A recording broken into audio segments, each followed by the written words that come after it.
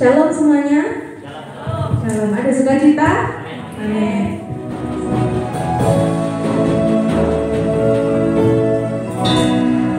Usirlah aku Tuhan, cobalah aku Tuhan, selidiki batinku dan hatiku, mana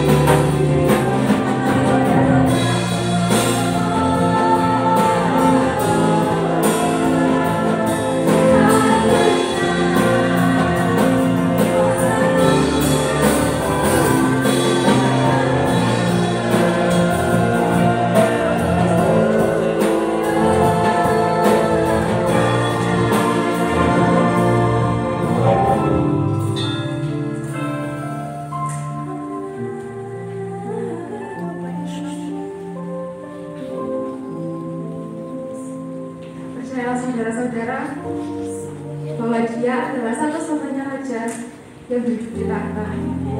Dan kita semua sudah terpantasnya dan selayaknya untuk terus meninggikan dan menanggung namanya.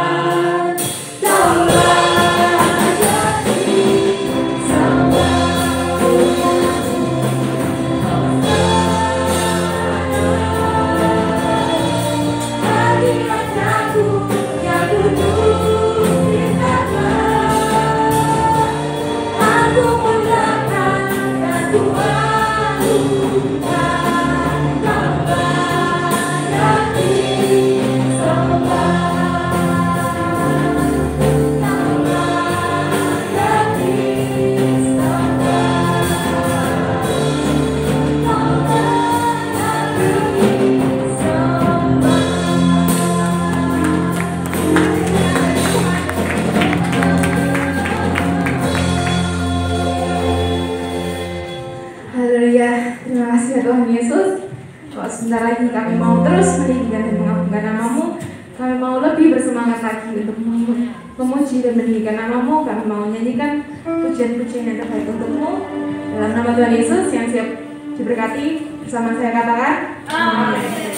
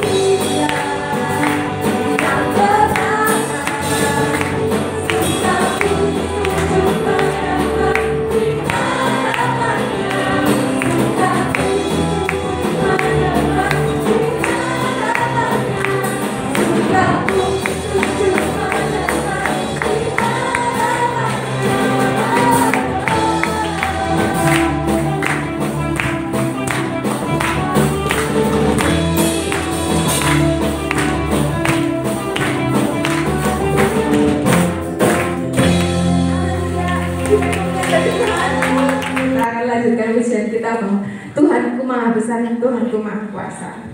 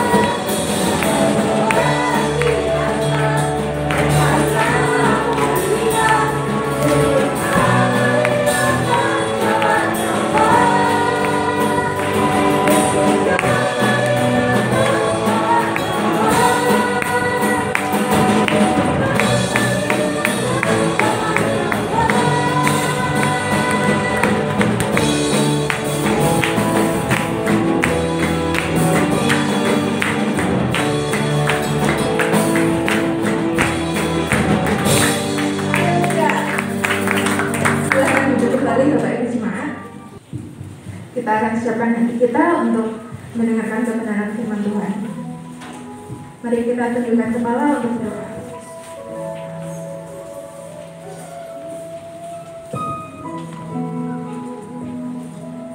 Terima kasih ya Tuhan, sungguh indah rencana-Mu bagi setiap kami.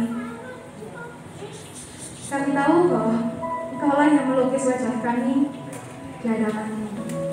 Engkau telah mengukir nama kami dalam telapak tangan-Mu.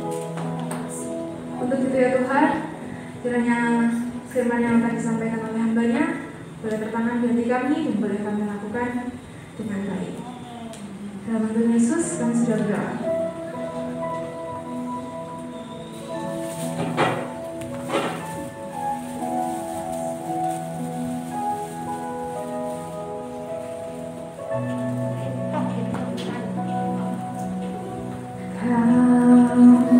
Melukis wajahku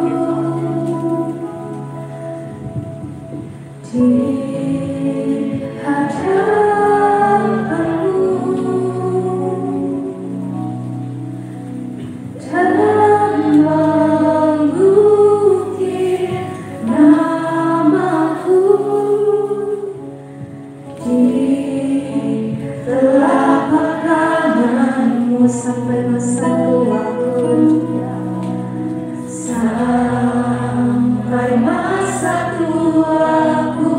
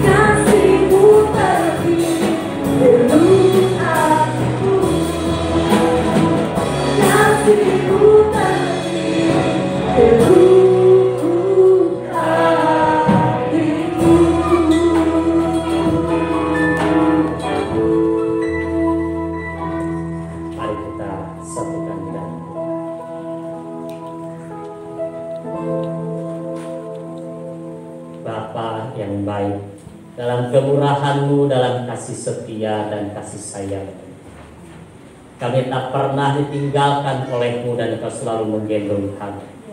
Bahkan sampai memutih rambut kami, Engkau tetap Allah selama-lamanya. Terima kasih ya Tuhan, terima kasih. Sebentar kami akan menyampaikan kebenaran isi hati-Mu, berbicaralah kepada kami semua. Biarlah pengurapan-Mu turun ya Tuhan atas kami. Biarlah apa yang hendak kami sampaikan itu sungguh-sungguh berasal daripada hati-Mu, sehingga kami dapat mengalami Kristus di dalam setiap kehidupan kami.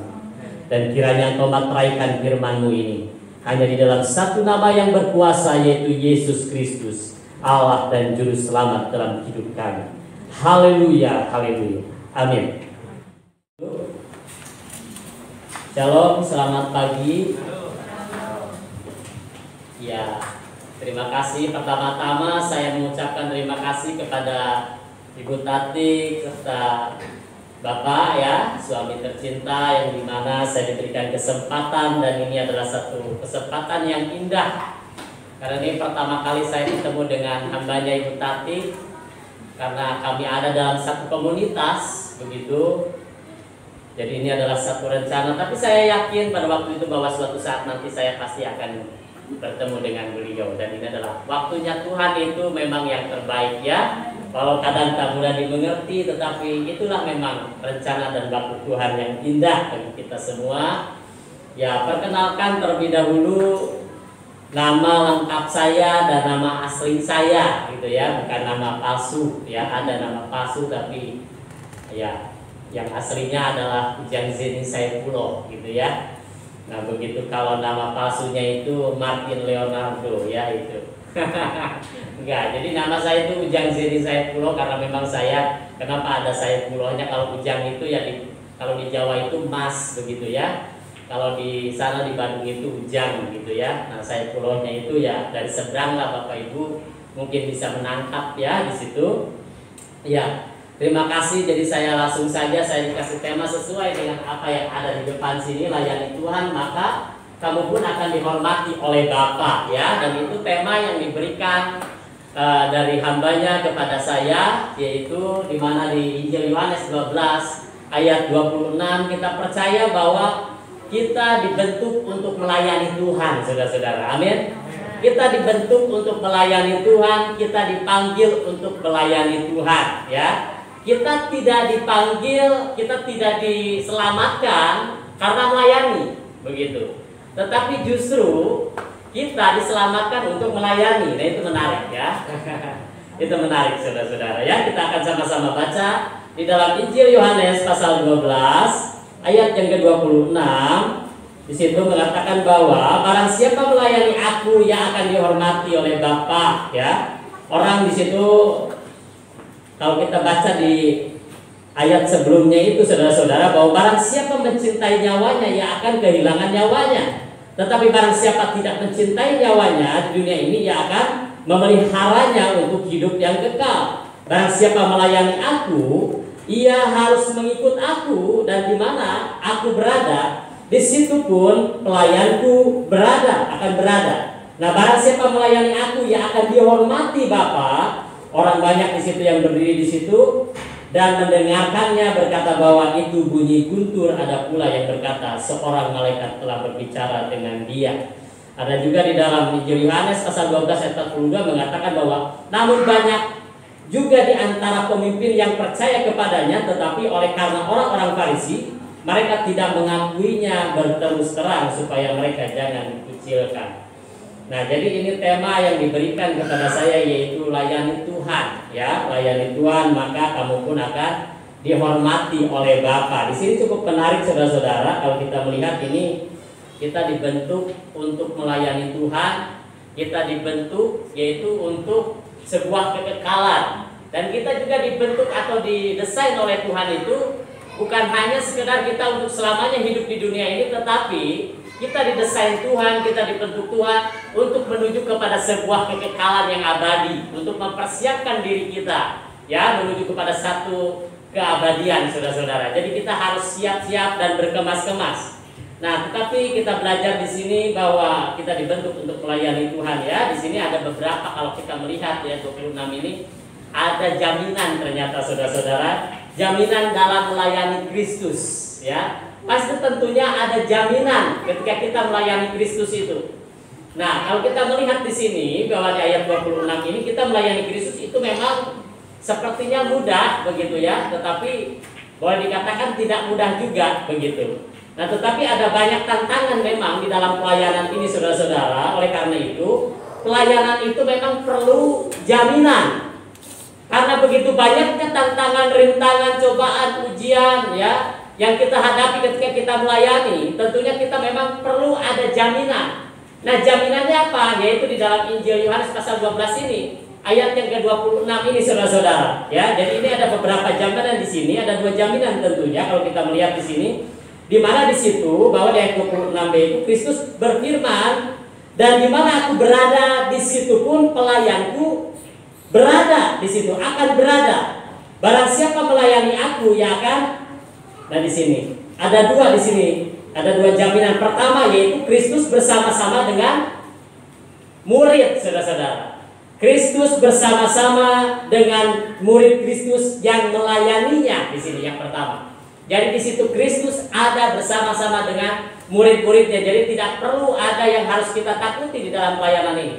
Untuk melayani apapun dalam bentuk apapun, dengan situasi apapun, dalam kondisi apapun, ya. Dalam keadaan apapun tidak perlu takut, tidak perlu ragu, karena Dia ada bersama-sama dengan kita dan penyertaannya itu nyata dan sempurna, ya.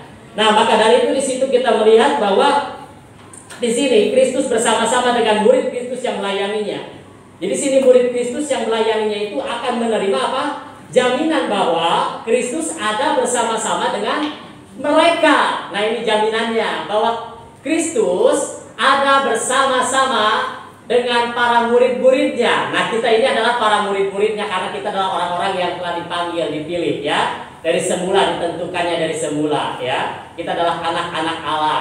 Nah, maka dari itu di sini cukup menarik saudara-saudara, ya, di sini bahwa Dia ada bersama-sama dengan kita. Jadi memberikan ilustrasi di sini. Jadi seperti Kristus itu memang ada di samping kita. Bahkan Roh Kudus, Rohnya itu ada di dalam setiap hati kita, ruang batin kita. Nah, maka dari itu kita harus benar-benar yakin ketika Kristus ada di samping kita, maka kita dimampukan untuk menghadapi segala tantangan dan rintangan, saudara-saudara. Di dalam apa? Di dalam pelayanan atau di dalam melayani Tuhan, begitu. Dimampukan oleh Roh Kudus karena Dia ada bersama-sama dengan kita. Nah, namun jaminan ini hanya bagi mereka yang terus-menerus, yaitu mengikuti dan melayani Tuhan. Nah, begitu. Lantas bagaimana kalau orang yang tidak terus-menerus, tidak bersungguh-sungguh di dalam melayani Tuhan? Tetapi inilah ayat ini sudah jelas di sini, bahwa Dia akan ada terus-menerus bersama-sama dengan orang-orang atau murid-murid yang mau melayani Dia, saudara-saudara, ya. Oleh karena itu bagi orang yang mengaku melayani tetapi tidak sungguh-sungguh, ya mereka tidak berhak menerima penyertaan Tuhan. Jadi yang berhak menerima penyertaan Tuhan itu adalah orang-orang yang terus-menerus atau murid-murid yang terus-menerus untuk melayani Dia, mengabdikan diri kepada Tuhan. Jadi tadi di awal saya katakan bahwa kita tidak diselamatkan karena melayani, tetapi justru kita ini diselamatkan untuk melayani. Nah, ini kita harus tahu tujuan hidup kita ini. Apa sebenarnya Tuhan memanggil kita? Harus tahu tentunya tujuan itu, saudara-saudara. Nah, maka dari itu di sini cukup menarik, saudara-saudara, bahwa Bapak akan menghormati murid Kristus yang melayaninya, diberikan penghormatan yang mulia, saudara-saudara. Ya, jadi pada waktu itu memang ketika orang-orang Yahudi itu mengikut Kristus, mereka akan dikucilkan dari sinagoge, saudara-saudara. Nah, dan masyarakat Yahudi itu pada umumnya memang mereka itu memang dikucilkan. Mereka para orang-orang Yahudi itu kenapa mereka tidak percaya? Ada juga orang-orang yang percaya tetapi tidak bersungguh-sungguh karena takut mengalami penolakan, saudara-saudara. Nah, ini banyak orang yang sudah percaya mengikut Yesus, tetapi mereka masih ada keraguan-raguan, masih takut untuk melayani Tuhan. Nah, di sini perlu dipertanyakan, di manakah Yesus sesungguhnya? Di manakah Roh Kudus?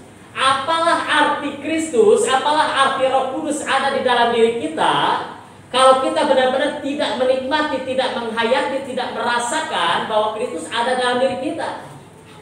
Apalah arti Kristus kalau kita tidak bersungguh-sungguh di dalam Dia? Apalah arti Kristus kalau kita masih merasakan ketakutan, mengalami kekhawatiran, mengalami kecemasan, mengalami keraguan? Tidak ada artinya Kristus ada di dalam diri kita kalau kita masih dihantui, dipengaruhi, dikuasai oleh rasa ketakutan, kecemasan, dan keraguan, saudara-saudara. Nah, maka dari itu kita belajar di sini orang-orang Kristen juga diolok-olok, memang difitnah. Dan itu memang firman Tuhan. Jadi jangan takut oleh karena nama Dia. Karena ketika kita melayani Dia dengan sungguh-sungguh dan terus-menerus begitu, maka itu kita akan benar-benar ketika kita mengandalkan Roh Kudus, kita akan semakin terus diperlengkapi, saudara-saudara, sehingga itu mensirnakan rasa ketakutan itu. Nah, maka dari itu jadilah orang Kristen yang radikal, saudara-saudara. Radikal itu ya memang tidak ada rasa takut, tidak ada rasa takut mati, ya siap mati, ya siap mati, gitu.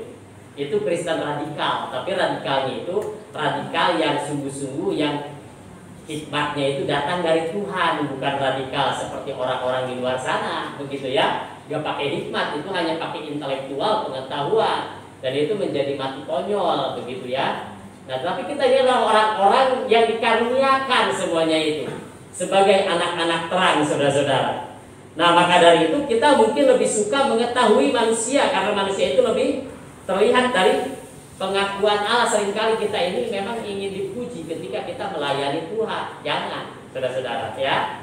Begitu, ya. Jangan kita ini pengennya dipuji karena kita melayani Tuhan, pengen dilihat hebat, atau jangan, ya. Penghargaan itu anugerah, ya. Tetapi kita lebih yaitu mendapatkan penghargaan yang daripada Tuhan, walaupun tak nampak, saudara-saudara, ya. Walaupun tak nampak, tak kelihatan, tetapi kita dapat merasakan damai sejahtera itu. Nah, maka dari itu Yesus memanggil kita bukan hanya sekadar untuk datang, ini penting, ya. Yesus memanggil kita, atau Tuhan memanggil kita bukan hanya sekadar untuk datang. Datang apa? Ya, datang kepada Bapa. Lalu apa yang kita lakukan ketika kita datang kepada Bapa? Ya, mungkin banyak permohonan dan permintaan. Kita datang tentunya ada satu permohonan dan ada satu permintaan, betul nggak? Keinginan, begitu. Ada satu keperluan di situ. Kita datang kepada Tuhan, tidak ada yang salah memang. Kita memang perlu meminta. Tuhan pun juga akan memberinya. Tetapi kita sebagai anak-anak Tuhan, orang-orang yang telah dipanggil dalam panggilan kudus, saudara-saudara. Jadi dia bukan hanya memanggil kita ini bukan hanya sekadar untuk datang, tetapi melainkan yaitu pergi untuknya melayani dia, saudara-saudara. Nah, ini penting. Jadi kita dipanggil bukan hanya sekedar untuk datang, melainkan pergi untuknya. Untuk siapa? Untuk Yesus. Berkontribusi karena kita dipanggil untuk menggenapkan sebuah tujuan ilahi. Amanat agung itu, tujuan misi itu. Karena Yesus datang ke dalam dunia ini bukan hanya sekedar datang, tetapi ada tujuan misi yang harus dia kerjakan, yang dia harus selesaikan. Dan misi itu adalah kita yang melanjutkan apa yang sudah Yesus mulai. Maka dari itu misi itu adalah bicara tentang itu tujuan. Dan kita harus untuk menggenapi itu, untuk melayani itu. Maka karena kita pun juga diselamatkan oleh karena misi yang Yesus sudah mulai. Karena dia adalah sudah mati di atas kayu salib. Dia lebih dulu melayani kita, saudara-saudara. Maka dari itu kita pun juga, ketika murid-muridnya itu dipanggil, ketika Matius dipanggil, dia tidak berontak. Ya, mungkin Matius itu sedang memungut cukai gitu ya, sedang menagih bea cukai di situ. Ketika Yesus datang, dia tidak menunggu. Yesus tidak menunggu, jangan dulu ya, nanti biar dia santai dulu, selesaikan dulu tugas dia, memungut cukai itu, pajak itu. Enggak, Yesus tidak seperti itu, saudara-saudara. Ketika Yesus memanggil Matius, Matius ikutlah aku. Dia langsung manut, saudara-saudara. Begitu pula dengan Petrus. Ketika Petrus berada di situ untuk menjala ikan, mungkin sudah semalaman dia tidak mendapatkan apa-apa. Mungkin sudah berkali-kali dia menjala ikan itu atau menebarkan jala itu. Tetapi ketika Yesus datang di situ untuk menebarkan jala, ya dia pun juga taat. Tetapi tidak cukup di situ. Bukan hanya memberi ikan, tetapi dipanggil. Mungkin secara manusia kita tidak mengerti dan kita tidak memahami maksud Yesus itu apa memanggil Petrus. Aku ini seorang penjala manusia, tetapi kenapa engkau memanggil aku? Diubah menjadi penjala manusia. Maksudnya itu apa? Nah, begitu ya. Itu mungkin kalau kita menangkap begitu ya, secara analogi begitu ya. Ya karena memang ikan itu kan hidupnya di air begitu ya. Kalau di darat dia kan mati. Nah, ini kan manusia ini kalau di air mati gitu ya. Ya di darat pun juga mati. Mati apa? Mati rohani maksudnya itu. Maka dari itu supaya rohaninya itu dihidupkan. Bukan hanya dihidupkan, tetapi supaya manusia itu mempunyai yaitu tujuan hidup kita. Untuk apa kita hidup di muka bumi ini? Untuk apa Tuhan menciptakan kita di muka bumi ini kalau kita tidak memiliki tujuan? Dia punya tujuan ilahi, saudara-saudara. Dan kita dipanggil harus memiliki tujuan. Untuk apa kita ada di dunia ini? Nah, maka dari itu apa sebenarnya tujuan Yesus memanggil kita? Bicara tentang pelayanan gitu kan, melayani itu ya memang berat saudara-saudara. Apalagi kita dipanggil itu dengan karunia yang berbeda-beda. Ya, karunia khusus. Ada yang melayani di bidang musik, ada yang melayani di bidang multimedia, ada yang melayani di bidang misi gitu ya. Masing-masing begitu. Tetapi jangan sampai kita sebagai anak-anak Tuhan yang sudah dipanggil, ditentukan dari semula, jangan sampai kita membuat sebuah alasan bahwa saya tidak bisa melakukan apa-apa. Saya tidak punya karunia, saya tidak punya kemampuan, saya tidak punya talenta. Jangan, semuanya itu sudah diberikan talenta, mungkin kurang lebih sekitar 700 kemampuan yang sudah diberikan oleh Tuhan itu. Maka dari itu, lakukan itu. Memang seringkali manusia itu berkata seperti itu, aku gak mungkin bisa. Aduh, bagaimana caranya ya? Ya kita memang tidak akan bisa kalau kita tidak mencoba. Ya kan? Jadi memang kita harus mencoba. Ya seperti pemain musik kan gak langsung bisa. Harus tahu dulu grip-gripnya, ada belajar di situ, ya. Nah, tetapi setelah ada di situ ada terus-menerus, ada kemauan. Nah, begitu pula Tuhan, dia sedang mencari orang yang mau, bukan orang yang pandai, bukan orang yang berintelektual, bukan orang yang pintar begitu, tetapi Tuhan mencari orang yang mau. Disitulah pembentukan terjadi untuk dipakai untuk menjadi alatnya Tuhan, amin. Nah, di situ pembentukan itu penting untuk seorang pelayan itu, karena pembentukan itu tuh akan membawa kepada kita menuju kepada satu perubahan demi perubahan dalam karakter kita. Jadi seorang murid, seorang pelayan itu memang harus mau dibentuk. Seorang murid itu harus mau diproses sebelum kita melayani. Bagaimana mungkin kita bisa melayani Tuhan kalau kita tidak mau diproses terlebih dahulu? Nah, maka dari itu kita memang harus mengalami proses itu, saudara-saudara. Karena proses itu sangat menyakitkan. Saya yang latar belakang dari begitu ya, dari orang pemakai gitu ya, seorang pecandu, ya seorang pengedar narkoba begitu ya, yang hidup berada di dalam dunia kegelapan seperti itu. Jadi kalau bukan Tuhan begitu, gak mungkin saya berada di sini. Dan itu prosesnya cukup lama untuk berhenti dari kebiasaan-kebiasaan itu. Kebiasaan-kebiasaan buruk itu memang itu adalah sebuah proses yang terus-menerus. Itu memang pembentukan itu seperti itu. Memang sakit, saudara-saudara. Karena itu berada di dalam zona kenyamanan. Nah, Tuhan tidak tertarik dengan zona kenyamanan, tetapi Tuhan lebih tertarik kepada diri kita. Bahkan maaf, Tuhan mungkin jangan-jangan tidak tertarik apa yang kita lakukan, saudara-saudara. Tetapi justru Tuhan lebih tertarik pada diri kita. Ya apalah arti apa yang kita lakukan itu kalau itu bukan untuk Tuhan, hanya untuk diri sendiri. Mungkin Tuhan bisa tidak tertarik di situ. Karena seringkali apa yang kita lakukan itu adalah hanya untuk manusia, saudara-saudara, bukan untuk Tuhan. Nah, saya itu di Bandung, memang saya aktif di dunia misi, Bapak Ibu ya, di dunia misi. Jadi tiap hari. Jadi saya tidak mengerjakan apa-apa, karena memang panggilan saya di situ, saudara-saudara. Panggilan saya di situ.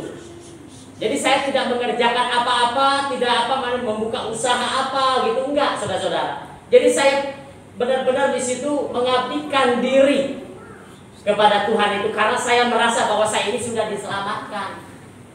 Jadi arti keselamatan itu saya harus aplikasikan, saudara-saudara. Harus saya ekspresikan, saudara-saudara, di situ. Nah, memang godaan itu memang seringkali banyak sekali. Tantangan itu sangat banyak sekali, saudara-saudara. Tetapi ketika Roh Kudus memerintah dalam kehidupan kita dan kita mau diperintah dan kita mau benar-benar di situ dikuasai, ya, bahwa Kristus ada di dalam diri kita itu. Ketika Roh Kudus ada dalam diri kita, maka tidak ada ketakutan dan keraguan, saudara-saudara. Dan akhirnya puji Tuhan, saudara-saudara, saya bisa melewati semuanya itu karena proses pembentukan itu. Nah, jadi setelah itu baru apa? Baru Tuhan perlengkapi di situ ketika kita melewati pembentukan itu. Ya, proses demi proses. Baru Tuhan akan memperlengkapi. Ketika saya berpikir bahwa apa ya tujuan saya ini hidup di dunia ini, apakah saya akan menyanyiakan? Apakah cukup saya menerima Dia sebagai Tuhan dan Juru Selamat? Dan saya merenungkan berapa lama, ternyata tidak cukup, saudara-saudara. Kita memang harus mengekspresikan karunia keselamatan itu yang telah Tuhan berikan kepada kita. Maka dari itu jangan sampai kita merasa aku tak mampu. Percayalah bahwa apa yang kita tidak mampu, Tuhan memberikan kemampuan kepada kita, saudara-saudara. Mungkin kita berpikir aku tidak mampu, tetapi Tuhan akan memberikan kemampuan kepada kita. Apa yang tidak mampu kita lakukan, Tuhan akan mampu melakukannya, saudara-saudara, dalam diri kita, asal kita mau melakukannya semuanya itu. Jadi Tuhan mau melakukan apa yang harusnya kita lakukan, saudara-saudara. Daripada kita tidak melakukan sama sekali, lebih baik kita melakukan walaupun itu mengalami kegagalan demi kegagalan. Apapun talenta, apapun karunia yang Tuhan beri kepada kita, lakukanlah semuanya itu untuk Tuhan. Amin. Nah, seperti itu. Nah, maka dari itu kita belajar bahwa kita dipanggil tadi bukan hanya sekedar untuk datang, melainkan pergi untuknya, saudara-saudara. Ya, walaupun memang kita sakit begitu banyak tantangan, tetapi ketika kita mengorbankan dan jadi korban, itu tidak mudah, saudara-saudara. Yesus itu korban. Maukah kita jadi korban, saudara-saudara? Dia korban karena kita, dosa dan kesalahan kita. Akhirnya dia jadi korban. Kalau kita kan tidak mau jadi korban, betul gak? Oh, jadi korban itu sakit sekali. Loh, saya nggak salah kok, gitu ya. Nah, tetapi itulah memang proses, gitu ya. Proses hidup itu. Nah, maka dari itu Mazmur Asaf pun juga demikian. Ketika dia tidak punya salah apa-apa, Mazmur Asaf itu, dia sampai benar-benar hampir tergelincir dan terpeleset, saudara, karena melihat kecemburuannya itu, saudara-saudara. Sedangkan dia orang yang suka dekat dengan Tuhan, gitu ya. Tetapi dia benar-benar sepertinya mengalami hantaman, gitu kan. Sehingga dia berkata bahwa kenapa, gitu kan. Ketika melihat orang-orang di sekelilingnya sepertinya gemuk mereka, sehat mereka selamanya itu. Mereka tidak kena tulah, sedangkan aku yang dekat dengan engkau, aku kena tulah setiap hari, begitu. Dia mengalami satu kecemburuan yang luar biasa, tetapi akhirnya dia menyadari, akhirnya dia masuk ke tempat kudus Allah, saudara-saudara.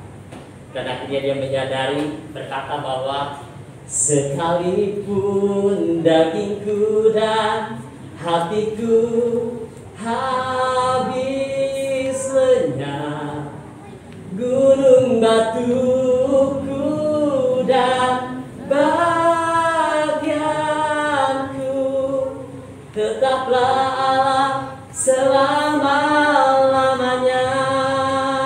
Sekalipun dagingku habis lenyap, hatiku habis lenyap, tetapi dia tetap gunung batu, Allah tetap selama-lamanya. Sekalipun penyakitku tak disembuhkan, sekalipun pergumulanku Tuhan mungkin tidak dengar, tetapi aku tetap percaya bahwa Engkau adalah Allah tetap selama-lamanya. Aku akan tetap melayani Engkau, apapun yang Engkau berikan kepadaku, aku tetap akan siap dipakai oleh Tuhan, dibentuk, diproses untuk dijadikan Allah Tuhan. Ketika kita mau melakukan apa yang tidak bisa kita lakukan, maka Tuhan mau melakukannya itu, saudara, dalam kehidupan kita. Asalkan kita mau dibentuk, diproses untuk menjadi seorang pelayan-pelayan Tuhan. Ketika kita mau hidup di dalam kebenaran dalam Tuhan dan berpegang teguh kepada kebenaran, maka kebenaran itu akan memateraikan dalam kehidupan kita, dan kita mau melangkah bersama Tuhan. Dan kita tidak ada rasa takut, tidak ada rasa keraguan, tidak ada rasa kekhawatiran, tidak ada rasa kepanikan, karena Tuhan bersama dengan kita dan penyertaan Tuhan itu nyata dan sempurna, saudara-saudara. Itu kita harus percaya di situ. Di dalam kehidupan saya, dalam keluarga, gitu ya, saya tadi katakan tidak melakukan apa-apa, tidak pekerjaan apa-apa. Jadi saya benar-benar di situ mengabdikan diri dan tidak memusingkan soal penghidupan, saudara-saudara. Saya tidak lagi memusingkan soal penghidupan, karena seorang pelayan itu ya hasil dari pelayanannya, seorang penginjil. Ya hasil dari penginjilannya begitu. Ketika saya datang ke desa dan saya disambut dengan baik, walaupun mereka itu belum percaya, tapi itulah orang damai namanya itu, saudara-saudara. Orang damai itu dimana ketika kita datang, kita disambut dengan baik. Nah, itu adalah kesempatan dimana pintu Injil bisa masuk di situ, saudara-saudara. Jadi saya setiap per 3 bulan sekali itu ada baptisan. Ya, kalau mungkin saya tampilkan itu banyak begitu, saudara-saudara ya. Tapi saya takut gitu. Saya takut sekali. Jadi saya jarang gitu ya pakai PowerPoint atau menampilkan hasil dari pelayanan saya begitu ya. Saya takut, saudara-saudara. Gitu, takut gitu. Mungkin bukan bangga gitu kan untuk dibanggakan banyak orang gitu. Tapi saya justru takut. Gitu. Saya takut menjadi sombong gitu ya. Wah, itu nanti gitu kan supaya orang tergerak hatinya untuk mendukung pelayanan. Itu saya justru takut. Orang mungkin senang begitu loh. Ya kan, mungkin orang senang gitu, saudara-saudara ya. Wah, gitu kan ditampilkan hasil-hasil pelayanannya, misalkan 3 bulan sekali, 13 orang, 15 orang, 40 orang dibaptis begitu ya. Gitu. Mungkin orang senang, wah ini yang harus dibantu gitu kan. Tetapi maaf, saudara-saudara, ya maaf gitu ya. Saya justru takut. Gitu. Takut, jarang saya pakai PowerPoint kalau khotbah itu, jarang gitu kan. Hampir nggak pernah gitu kan, atau menampilkan begitu foto-foto itu hampir nggak pernah, saudara-saudara. Gitu.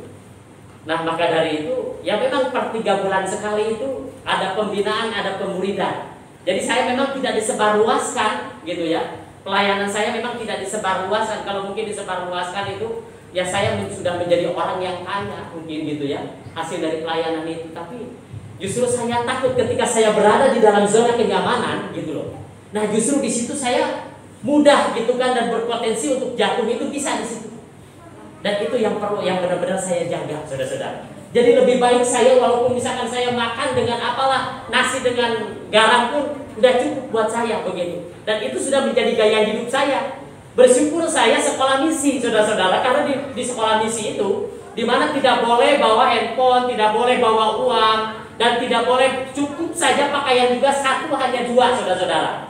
Waktu itu saya proses itu, benar-benar diproses itu, dan benar-benar ke desa-desa yang jauh kemana-mana, dari pulau ke pulau, dari kota ke kota, dan itu memang berada di dalam satu titik di mana jauh kemana-mana, saudara-saudara.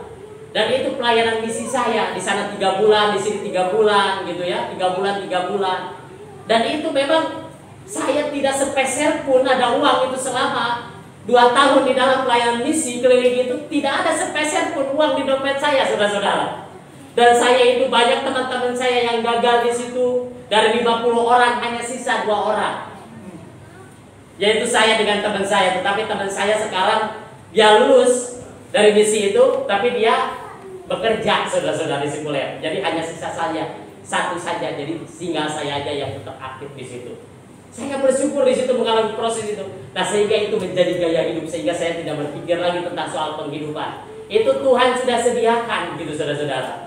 Sampai saat ini saya Tuhan pelihara, saudara-saudara. Nah, maka dari itu di dalam pelayanan itu jangan sampai pikirannya itu ke situ. Itu memang harus diruntuhkan semuanya itu. Harus diruntuhkan dan harus dirontokkan ya. Karena hamba Tuhan itu memang harus berhati-hati dalam hal itu gitu ya. Banyak orang yang jatuh, hamba Tuhan banyak yang jatuh ketika berada di dalam zona kenyamanan. Uang berada itu, potensi itu sangat-sangat dekat sekali, potensi itu untuk jatuh ke dalam dosa itu. Perselingkuhan terjadi ya di situ, untuk simpanan terjadi banyak di situ. Itu karena apa? Ya karena itu uang itu tadi, saudara-saudara. Nah, akar segala kejahatannya itu cinta uang. Bisa digunakannya itu, saudara-saudara, untuk apapun. Dan itu benar-benar yang saya takuti. Dan maka dari itu ketika Tuhan memanggil saya itu, yang saya takuti adalah saya keluar dari kehendak Allah, saudara-saudara, dari panggilan Tuhan oleh karena kenyamanan itu. Itu yang saya takuti. Tuhan, jangan sampai saya meleset, jangan sampai saya keluar dari kehendak-Mu. Lebih baik aku tak memiliki apa-apa dan aku tetap percaya kepada Engkau. Dan aku tidak mau kehilangan keselamatan yang sudah Tuhan berikan kepada saya ini. Dan saya keselamatan itu harus dikerjakan dengan takut dan gentar, saudara-saudara. Ya, kerjakanlah keselamatan itu dengan takut dan gentar. Kalau kita takut kepada Tuhan, maka apapun yang ada di depan kita, ya tantangan rintangan itu, saudara-saudara, nah gentar itu apa yang kita lihat gitu ya. Ya, apa yang kita lihat di depan kita itu membuat kita benar-benar gentar. Jangan takut, saudara-saudara. Harus kerjakan keselamatan dengan takut dan gentar. Jadi tidak seperti keselamatan itu tidak seperti kita memelihara bayi, atau misalkan kita ketika kita diberkati tidak cukup di situ. Jadi memang bicara tentang keselamatan itu memang kita harus terus-menerus. Kita sudah menerima keselamatan itu, setelah menerima dan kita sedang mengerjakan. Jadi belum masuk surga, belum. Ya, belum gitu loh, belum. Jadi kita harus setelah kita menerima itu, keselamatan itu, dan kita sedang mengerjakan keselamatan itu, lalu akan menerima kemuliaan. Mahkota kemuliaan itu nanti di sana. Akan. Jadi sudah, sedang, dan akan. Nah, maka dari itu sedang mengerjakan keselamatan itu. Maka dari itu kita harus memiliki fondasi iman yang kuat. Begitupun juga dengan melayani itu, supaya kita dihormati oleh Bapa, dan penghormatan dari Tuhan itu jauh lebih mulia daripada penghormatan daripada manusia, penghargaan dari manusia. Karena penghargaan dari manusia itu adalah ketika kita dipuji oleh manusia oleh karena kehebatan pekerjaan dan pelayanan kita, maka itu akan mendatangkan pujian. Saudara-saudara, ya, ketika kita dipuji, hebat kamu, itu mendatangkan pujian. Ya, mendatangkan pujian. Loh, kita diuji di situ. Makanya banyak orang yang jatuh karena pujian itu. Ya. Nah, di situ itu memang saya takuti. Nah, maka dari itu Bapak Ibu, teman-teman jemaat GKB ya, GKB Baitani, ya, mari kita tetap bergairah bersama Tuhan. Ya, bergairah. Harus tetap sehat. Saya ada program dengan teman-temannya itu asap. Apa itu asap, Bu? Bu Tati. Asap itu apa? Asap itu apa namanya? Ya pokoknya itu siap pulang lah pokoknya. Asap, ya, ada program asap, ada gairah pulang surga, begitu ya. Habis itu, ya memang kita harus berkemas-kemas, saudara-saudara, dunia ini. Apalagi ini masa pandemi, ya, begitu. Kita tidak ada yang tahu kapan kita akan dipanggil, dan Tuhan tidak melihat entah itu usia berapa, begitu ya, untuk dipanggil itu. Kapan saja bisa, saat ini juga bisa, detik ini juga bisa. Maka dari itu harus bersiap-siap, berkemas-kemas, dan lakukanlah, layanilah Tuhan dengan sungguh. Karena Dia telah lebih dahulu melayani kita, dan kita pun juga harus melayani Dia dengan sungguh-sungguh. Amin. Maka dari itu kerjakanlah keselamatanmu dengan takut dan gentar, ya. Jangan takut tertolak. Biar Roh Kudus terus menyala-nyala dalam kehidupan kita. Amin. Itu Bu, waktu saya sudah habis ya Bu ya. Ya. Waktu saya sudah habis, kita sama-sama berdoa, dan kita akan nanti Bapak yang akan menuntun kita, ya, perjamuan. Kita sama-sama berdoa terlebih dahulu. Bapa, di dalam nama Tuhan Yesus Kristus, kami bersyukur dan terima kasih oleh karena kasih-Mu, oleh karena anugerah-Mu, oleh karena kasih sayang-Mu, ya Tuhan. Kiranya berkat-Mu, ya Tuhan, terus mengalir, dan Engkau memperlengkapi jemaat-Mu GKB di tempat ini. Kiranya Engkau, Tuhan, kirimkan jiwa-jiwa, ya Tuhan, hari demi hari, ya Tuhan. Kami percaya biarlah jemaat GKB ini, ya Tuhan, mengalami pertumbuhan dan karakter dan kedewasaan rohani di dalam Engkau, sehingga mereka, ya Tuhan, dapat diperlengkapi dengan senjata perlengkapan yang daripada Tuhan, untuk dipakai menjadi perabot-perabot Tuhan yang mulia dan berharga, ya Tuhan, untuk menjadi saksi dimanapun juga mereka berada, entah dalam pekerjaan, dalam bidang usaha, ya Tuhan, di dalam apapun yang mereka kerjakan. Biarlah nama Tuhan selalu senantiasa dipermuliakan. Biarlah mereka dapat membagikan kesaksian kehidupan mereka melalui perubahan mereka, ya Tuhan. Dan kami percaya bahwa kebenaran itu dapat mengubahkan, dan tidak ada yang lain yang dipakai oleh Tuhan, hanya kebenaran yang dapat mengubahkan oleh dalam segala sesuatunya. Dan kasih-Mu terus, ya Tuhan, ada dalam setiap kehidupan kami, ya Tuhan, sehingga kami dapat melakukan dan mendeklarasikan kasih itu, ya Tuhan, kepada mereka. Begitu pula dengan jemaat-Mu GKB ini, ya Tuhan. Kami percaya bahwa penyertaan dan pemeliharaan Tuhan nyata dan sempurna. Terima kasih, di dalam nama Tuhan Yesus Kristus kami sudah berdoa dan mengucap syukur. Haleluya. Amin. Tuhan Yesus memberkati.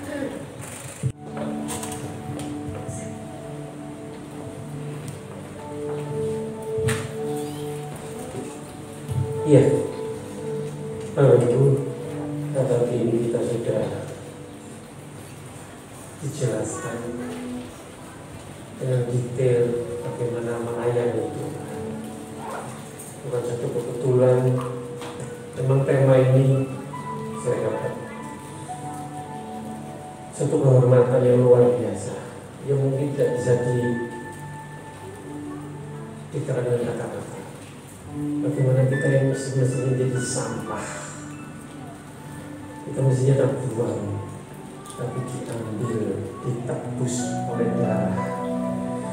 Mari kita akan makan dan minum, makan tubuh Tuhan yang sudah dipecah-pecahkan. Minum, ini dimeteraikan oleh darah Yesus. Itulah bukti kasihnya. Kalau hambanya sudah terambil dari tempat yang mungkin paling bawah, mungkin di titik nadir, tapi kita saksikan oleh karena kemuliaan Tuhan, kemurahan Tuhan, hambanya diambil, ditebus, dan bagaimana dia mengaplikasikan hidupnya untuk melayani, karena dia tahu betapa harga yang mahal darah Yesus. Tidak ada satupun di antara kita yang berani berkata, saya selamat karena perbuatan, saya selamat karena saya punya uang, saya selamat karena saya dari dulu Kristen. Tapi hanya oleh kemurahan, only by His grace, oleh karena kasih kemurahan Tuhan. Kita akan pujikan, silakan beliau memuji sambil jemaat berdoa. Kita berdoa, betapa Tuhan sudah mengangkat kita, menebus kita oleh karena kasih.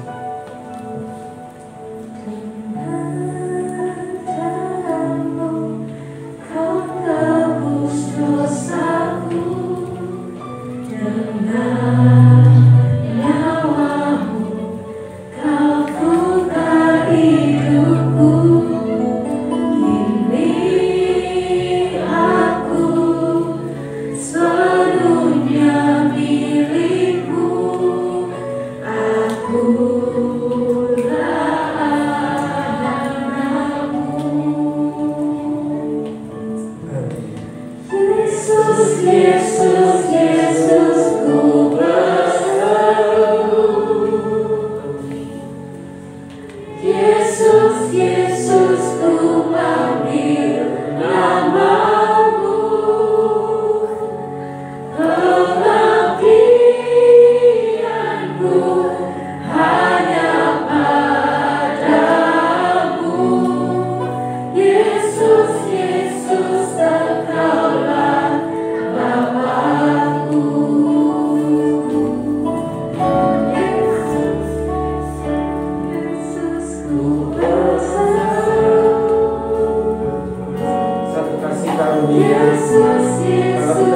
memanggil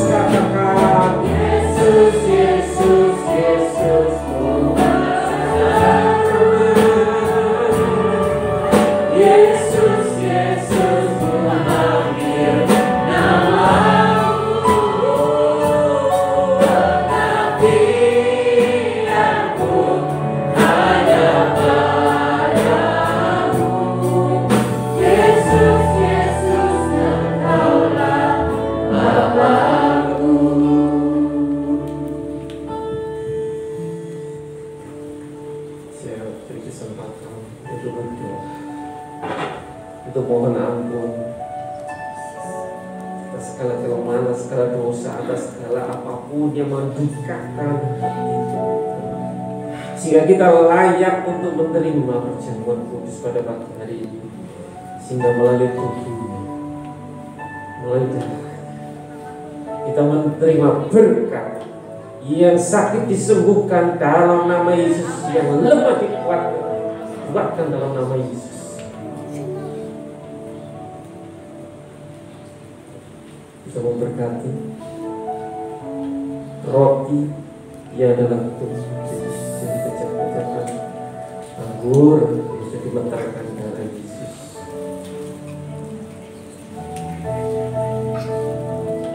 Dalam nama Bapa, Putra, dan Roh Kudus, yang perjamuan kudus ini menjadi berkat dan bukan kutuk.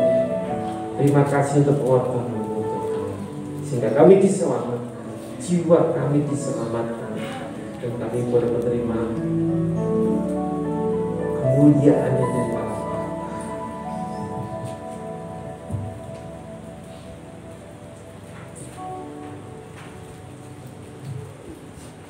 Ambil roti,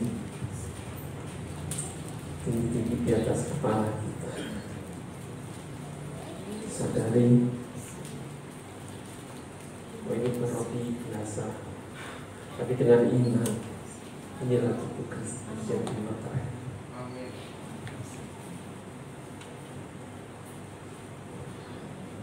Yaitu bahwa Tuhan Yesus pada malam waktu Ia diserahkan, mengambil roti, dan sesudah itu Ia mengucap syukur atasnya. Ia memecah-mecahkannya dan berkata, inilah tubuhku yang diserahkan bagi kamu.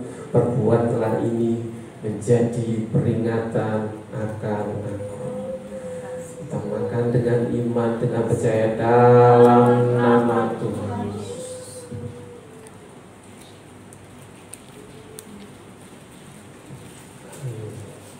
Terima kasih.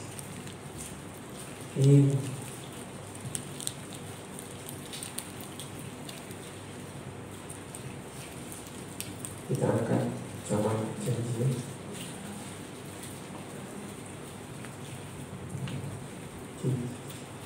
Demikian juga Ia mengambil cawan sesudah makan lalu berkata, cawan ini adalah perjanjian baru yang dimeteraikan oleh darahku. Perbuatlah ini setiap kali kamu meminumnya menjadi peringatan akan aku. Setiap kali kamu makan roti dan minum cawan ini, kamu memberitakan kematian Tuhan sampai Ia datang kembali. Bukankah cawan jadi yang berisi darah Yesus yang menyelamatkan kita, yang sudah menebus kita. Olehnya kita beroleh kasih karunia. Kita minum dengan iman, dengan percaya dalam nama Tuhan Yesus. Haleluya. Thank you Lord Jesus. Thank you Lord Jesus.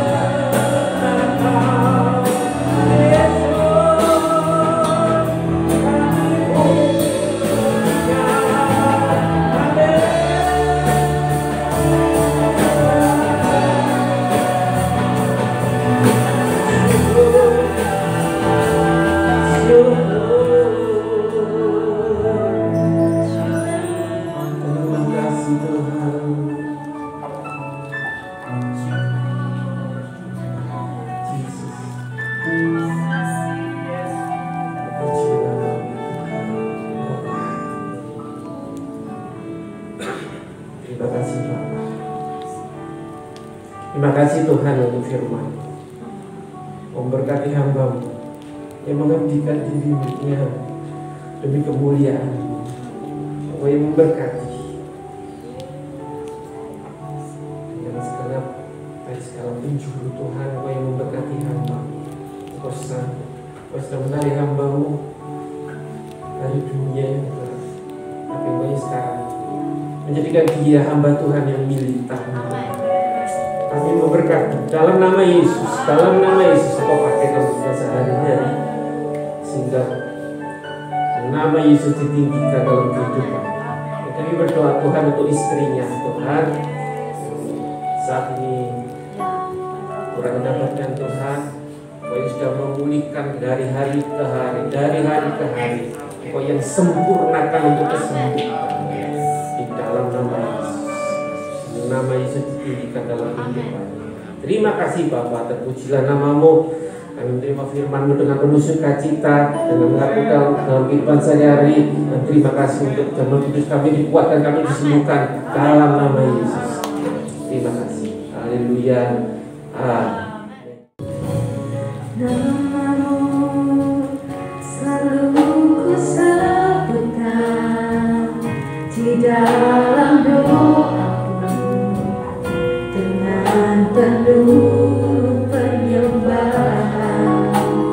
Kasih-Mu selalu kenal dalam pujian-Ku.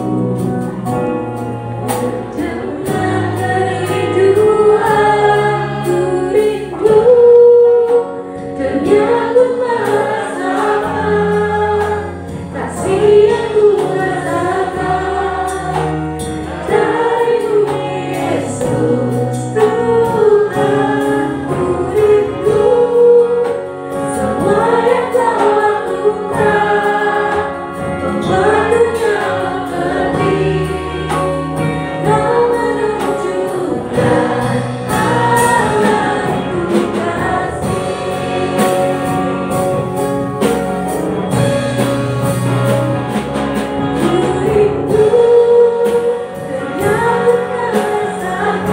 rasakan dari-Mu Yesus.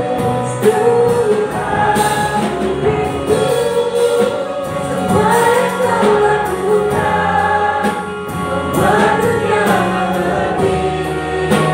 Kau menunjukkan Allah itu kasih. Ku rindu ternyata merasakan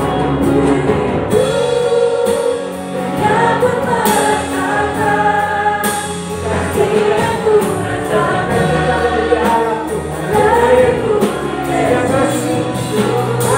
Yesus. Semua yang Kau lakukan,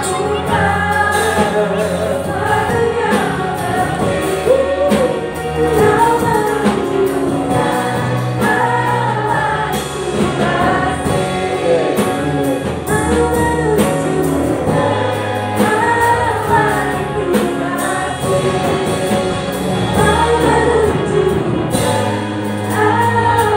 menunjukkan Allah itu kasih.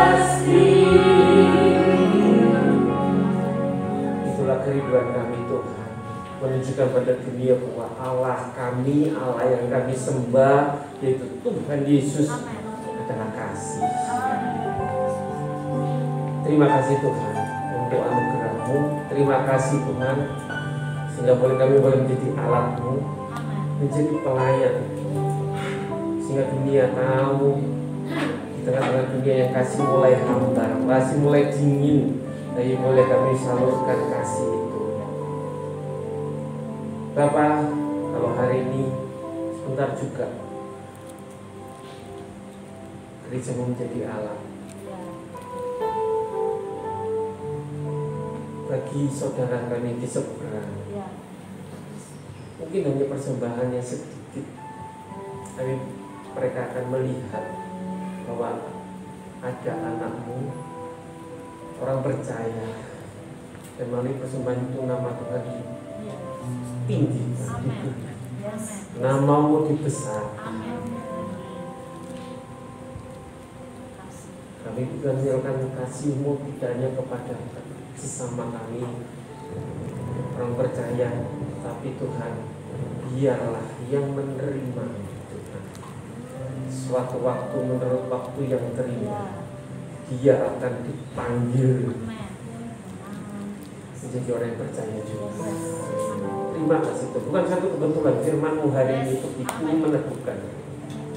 Bukan kami menjadi alat-Mu, menjadi kesombongan, tapi biarlah melalui kami semua nama Tuhan ditinggi. Terima kasih Bapak, terima kasih sekali lagi memberkati hamba-Mu, yang memberkati jemaat, tua muda besar kecil, Tuhan memberkati. Dari anak sekolah minggu sampai yang dewasa, Tuhan yang memberkati rumah tangga masa pandemi ini. Berkat Tuhan tercurah dalam nama Yesus. Yang sudah memberikan persembahan Tuhan yang memberkati mereka sekali lipat, dan yang sudah memberikan perpuluhan Tuhan, sendiri yang menyatakan kasih-Mu, bukakan tingkap-tingkap langit Tuhan, bahwa Engkau sanggup memelihara kami. Dan kami berdoa, segala binatang pelahap kami hancurkan, kami orang dalam nama Yesus. Hingga sepanjang bulan Januari ini Tuhan, kasih-Mu luar biasa, berkat-Mu turun ke atas orang percaya. Terima kasih Bapak, terima kasih, terpuji nama-Mu. Para pelayan yang sudah menyediakan waktu mereka Tuhan, tidak akan sia-sia jeripaya mereka, tidak sia-sia, tapi berkat-Mu tercurah. Terima kasih. Pujilah nama-Mu, terpujilah nama-Mu. Kami memberkati jemaat. Sekali lagi yang sudah menyembah Yesus makan tubuh-Mu Tuhan. Kau sendiri yang memelihara mereka, Tuhan memberkati mereka, kesehatan kami semua Tuhan memberkati dalam nama Yesus. Berkati Indonesia, berkati Surabaya tercinta, berkati kota-kota lain di mana anak-anak-Mu boleh menyembah, anak-anak boleh memuji. Terima kasih Tuhan, terpujilah nama-Mu, terpujilah nama-Mu. Berdoa dan ucap syukur. Kiranya kasih, kemurahan dari Allah Bapa di surga, sukacita dan damai sejahtera yang melampaui segala akal turun atas kami di dalam anaknya yang tunggal, Tuhan kami Yesus Kristus, serta persekutuan Roh Kudus yang menguatkan, menghibur kami senantiasa, sehingga kami diberkati, dilindungi, disertai mulai saat ini sampai Maranatha Tuhan Yesus datang kembali. Terima kasih Tuhan, terima kasih. Yang percaya katakan amin.